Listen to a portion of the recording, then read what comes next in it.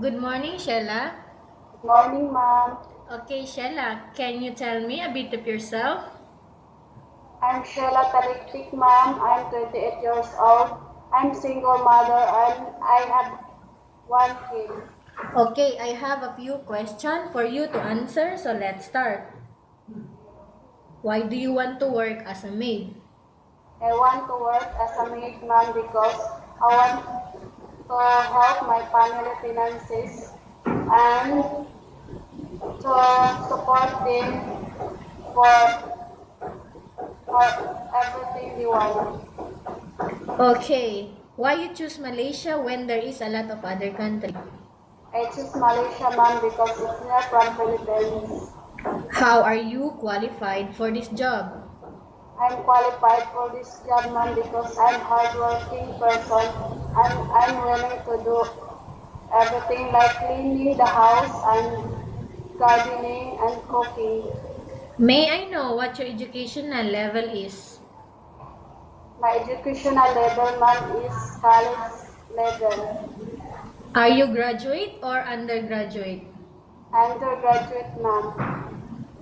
What is your recent working experience? My recent working experience, ma'am, is in bake shop as a supervisor. Okay. Have you worked abroad before? Not, no, ma'am. Do you have experience of taking care of baby? Yes, ma'am. And whose baby are you taking care of? My auntie, ma'am. How about elderly?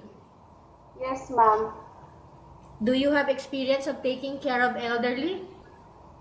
Yes, ma'am. Elderly people. How old was the elderly people? Uh, Senior citizen.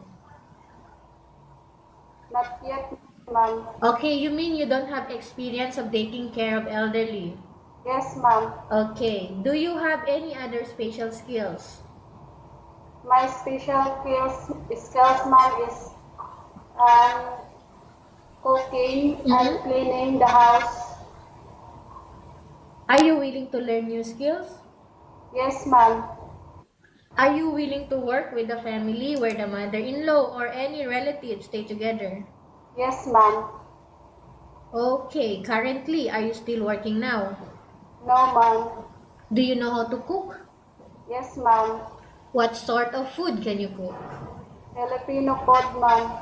How about other dishes like Chinese food, European, Indian food, and Malay food? No, ma'am. Okay, are you aware that you will have to do washing, cleaning, ironing, and cooking? Yes, ma'am. From all these house chores like washing, cleaning, ironing, and cooking, which do you like most? Cleaning, ma'am. If ever you were selected to work in Malaysia, who will take care of your kids? My mother, ma'am. You are not allowed to use handphone during working hours. Yes, ma'am. You are only allowed to use handphone after you finish all the works and when going to bed. Yes, ma'am. You are strictly needed to surrender the handphone to your employer in the morning and your employer will return back to you once you're going to bed. Yes, ma'am. Okay. If ever your employer finds out that you're abusing of using your handphone and it's affected your work performance, your employer will confiscate your handphone and you are not allowed to hold it anymore. Yes, ma'am. But instead, your employer will allow you to call to your family 3 times in a month. You only allowed to bring normal phone and you are not allowed to bring smartphone. Are you agreed for the terms and conditions? Yes, ma'am. Are you agreed to the rules and regulation for the handphone? Yes, ma'am. How many years is the contract as you agreed and understands? 2 years, ma'am. Okay, can you describe for me your ethics, your attitude? I'm a hardworking man and honest and disciplined person. Okay, can you describe for me your ethics, your attitude? My attitude, man, is honest and hardworking. Okay, how can you assure to us that you will work hard in Malaysia? I assure to you, ma'am, because I'm a hardworking person.